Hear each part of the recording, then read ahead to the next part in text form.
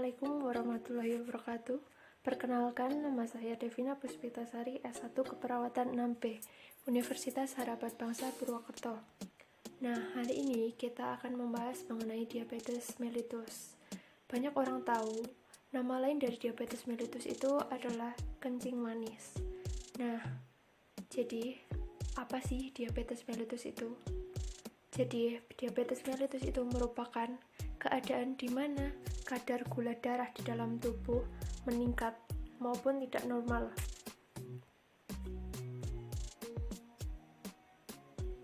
Nah, mengapa sih di dalam tubuh terdapat gula?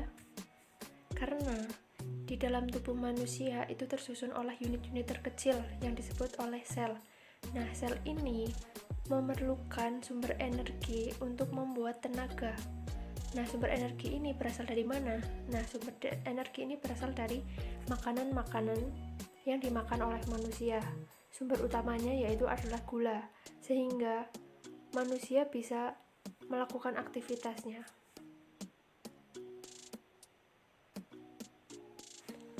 Nah, apa gulanya berasal dari makanan yang manis-manis? Misalnya saja seperti gulali, permen, coklat, maupun makanan manis lainnya? Jawabannya adalah tidak, karena sumber gula lainnya yang besar itu berasal dari makanan pokok kita sehari-hari. Misalnya saja nasi.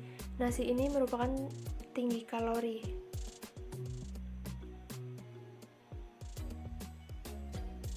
Lalu, ketika sel tubuh membutuhkan energi untuk beraktivitas, maka dengan bantuan insulin, gula pada darah akan masuk ke dalam sel, kemudian diolah menjadi energi oleh setiap sel yang ada di dalam tubuh.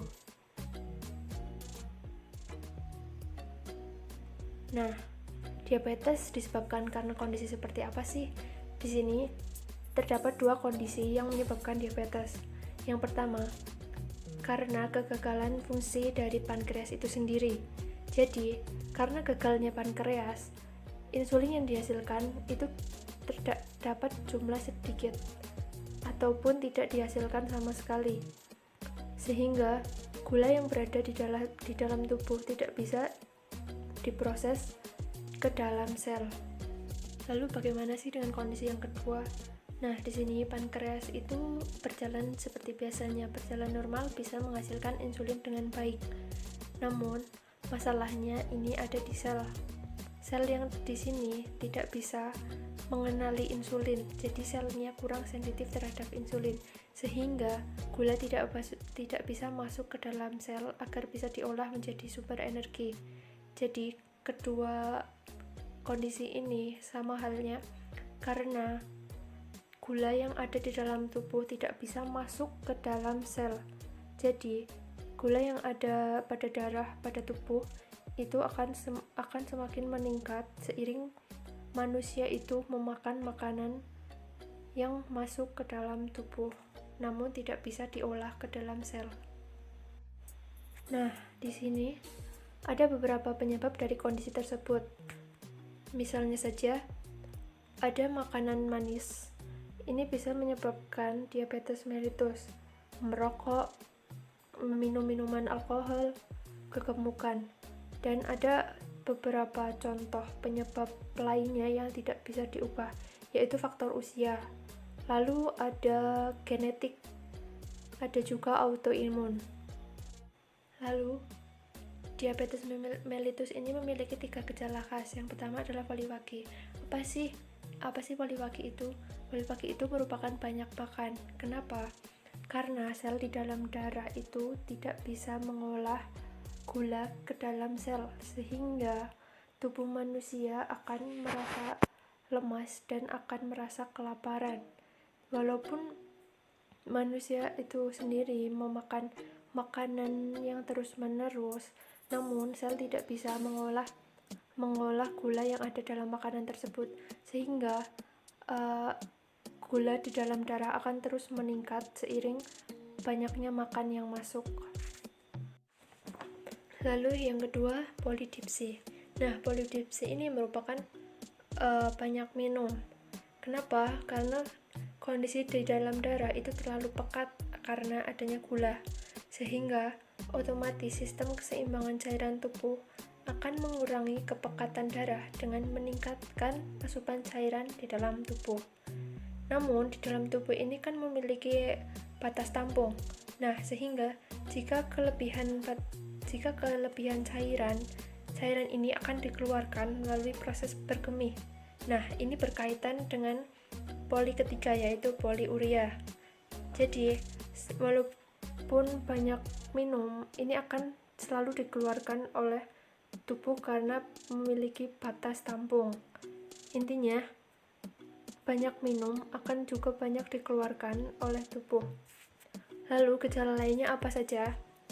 Yang pertama ada kepas, pegal, gatal-gatal, lalu ada lemas, kulit kering, tidak bertenaga, maupun yang terakhir ada penglihatan kabur.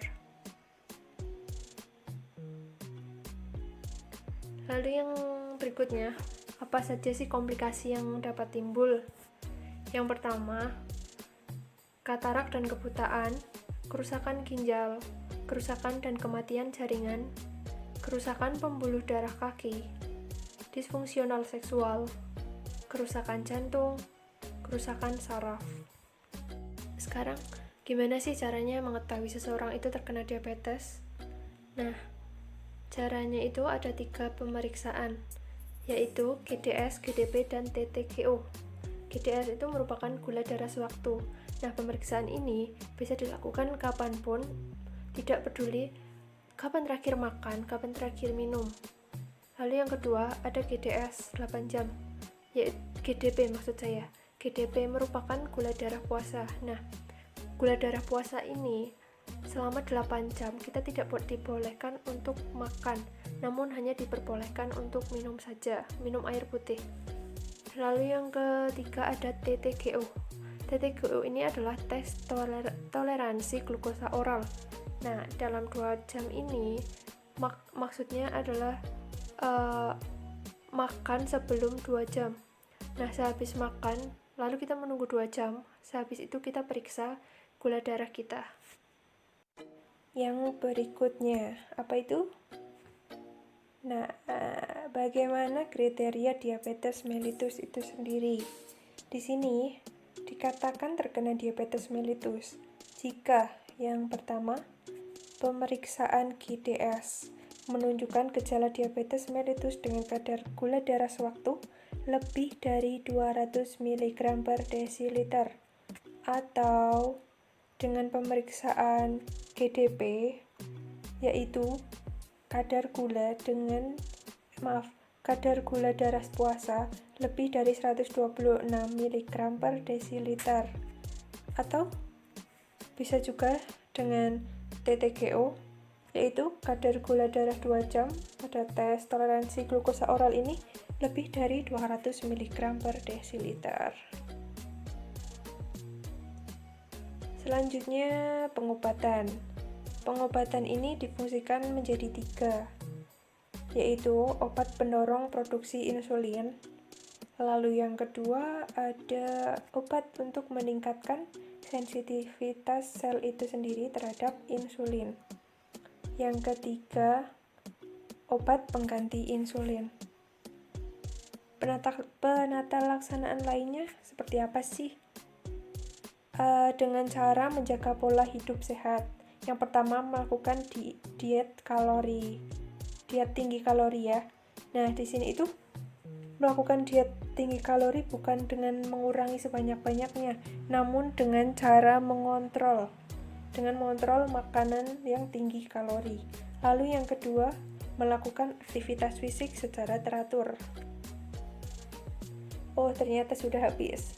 Nah, jadi seperti itu pembahasan kali ini mengenai diabetes mellitus. Maaf jika banyak salah kata maupun omongan-omongan saya yang kurang bagus maupun belibet. Maaf. Nah, jadi ini bisa bermanfaat untuk kalian semua. Oke, yang terakhir sudah ya. Sugar, I'm sweet enough. Oke. Terima kasih. Wassalamualaikum warahmatullahi wabarakatuh.